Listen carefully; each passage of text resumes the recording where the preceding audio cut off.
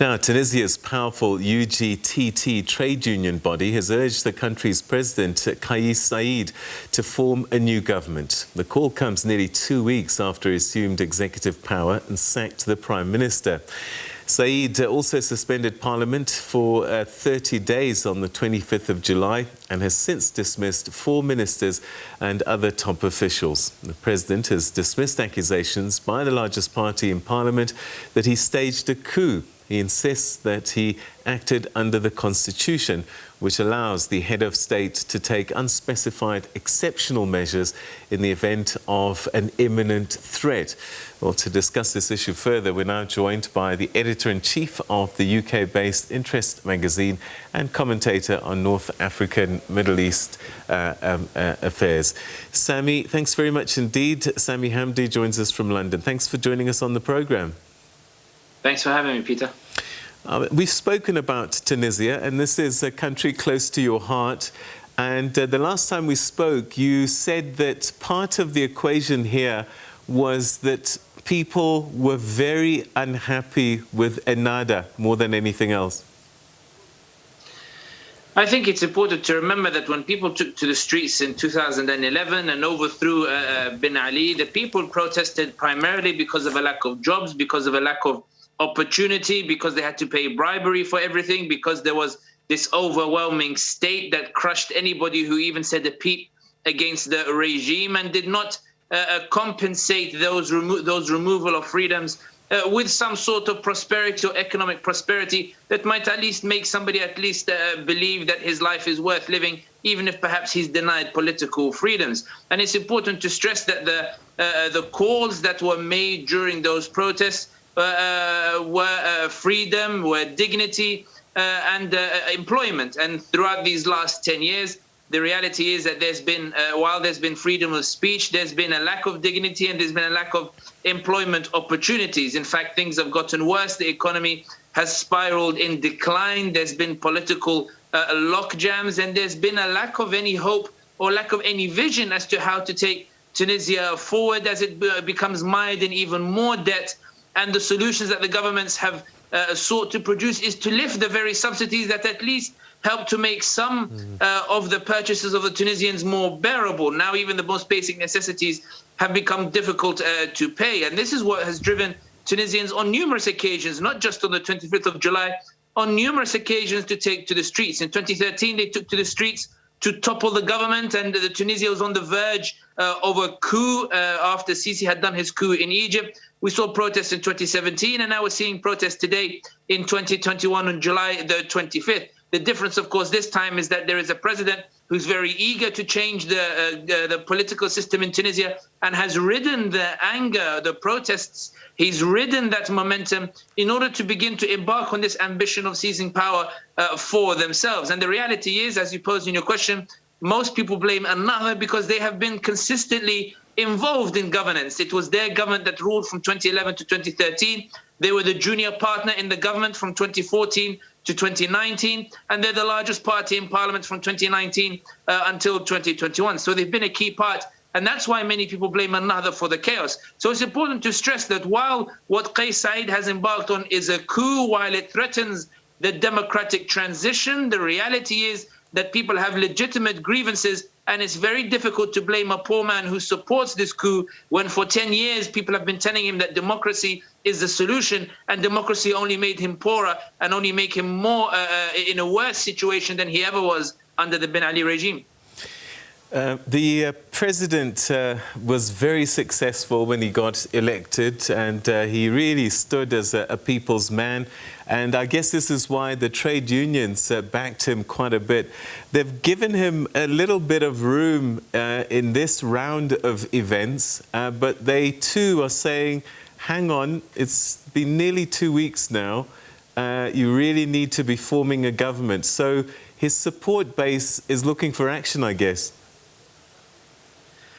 I think there are two things that should be clarified first and foremost, in that while it's true that Kais Saied won 72% in the presidential elections, and that is an unprecedented landslide, even when we're talking about the democracies that emerged in the Arab Spring. But it's important to remember that that 72% was not necessarily entirely a support of Kais Saied. I, as a Tunisian, as somebody who voted in the presidential election, it's important to remember that Kais Saied in the first round, which is, a free-for-all, Kais Saied only secured 19% of the votes, and that put him in first place, which shows you how divided the Tunisian society is and how it was during the elections, in that Kais Saied got first place with 19% of the votes, second place was 17%, third place was 16%, fourth place was also 16 point something percent. So it was all very close numbers, which shows that the Tunisians, there was no consensus amongst the Tunisians as to how to move forward. But in the second round, the runoff where the top two go off into the second round,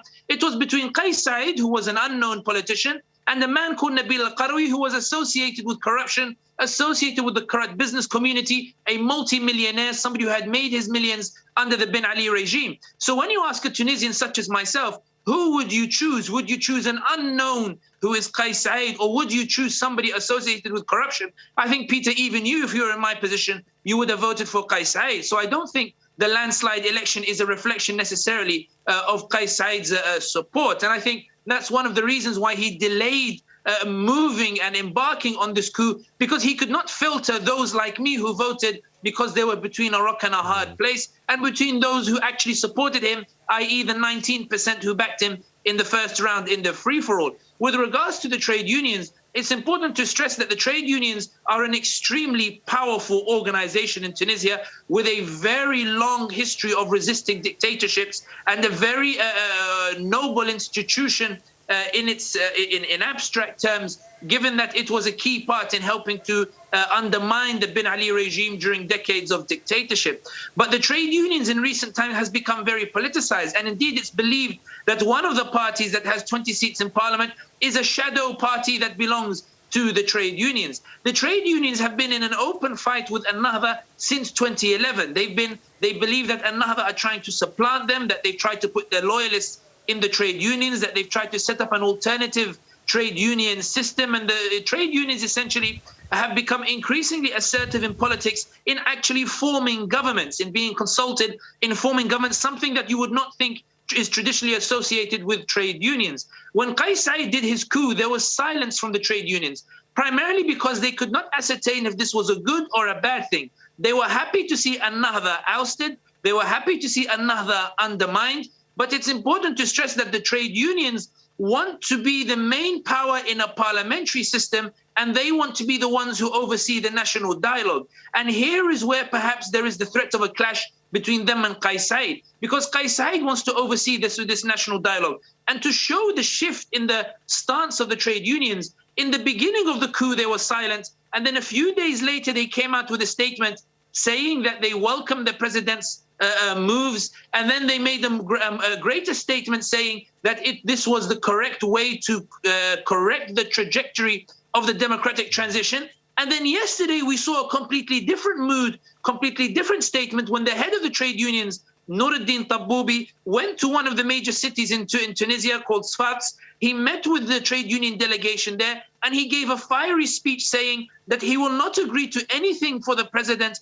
unless the president gives him the clear roadmap as to where the president wants to go. In other words, there is this fear in the trade unions that they will not be the ones to oversee the national dialogue the way they did in 2013 and the way in which they were able to put ministers who are more sympathetic to them. They are worried that Kais Saied is going to really take power and that everybody is going to suffer for it. And this is why we see the trade unions now treading cautiously, in that we're seeing them roll back slightly in their unequivocal support for the coup, almost as if they're saying to Saied, listen, we're with you if you're trying to get rid of Ennahda, but we're not with you in giving you greater powers. We're with you in terms of suspending parliament and getting rid of a headache that we couldn't beat in the elections, i.e. Ennahda, but we're not with you in terms of changing the political system. And we're seeing this very awkward sort of war dance taking place between the trade unions and Kais Saied, because Kais Saied knows that he is not yet strong enough to take on the trade unions, and the trade unions don't want to clash with Kais Saied because they see this popular support for him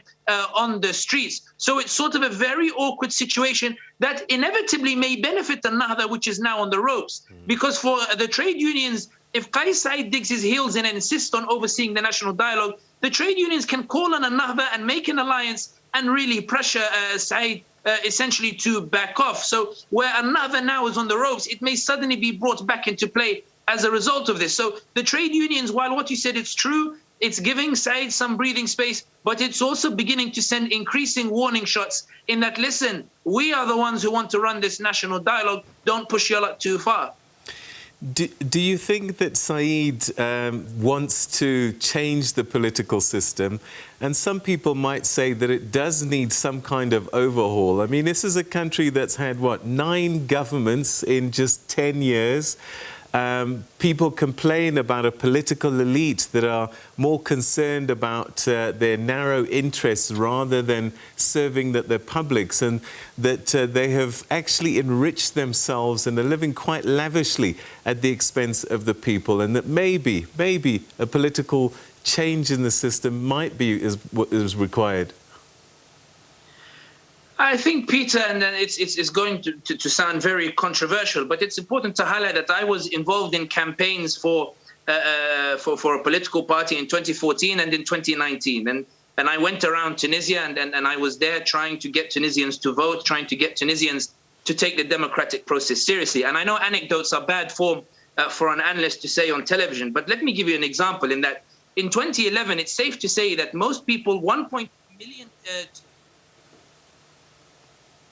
It's safe to say that 1.3 million Tunisians voted in the elections. They voted for Ennahda on the basis that Ennahda were God-fearing people. There was no analysis of any economic or political program that Ennahda might form. It was simply Ennahda, religious guys. They fear Allah, they fear God. Let's trust them and things will get better. In 2014, when things had deteriorated, SABC came along and said to them, listen, things are bad, I will restore stability. Again, there was no analysis of his economic program, no analysis of his political program. He had this famous statement, فَبِحَيْثُ تَحْيَا تُونِسَ, and so let Tunisia rise. And people voted for him on the basis of a hatred of Ennahda and this promise of stability. In 2019, the Tunisians voted on the basis of spiting the whole political system by voting for Kais Saied, by voting for an outsider.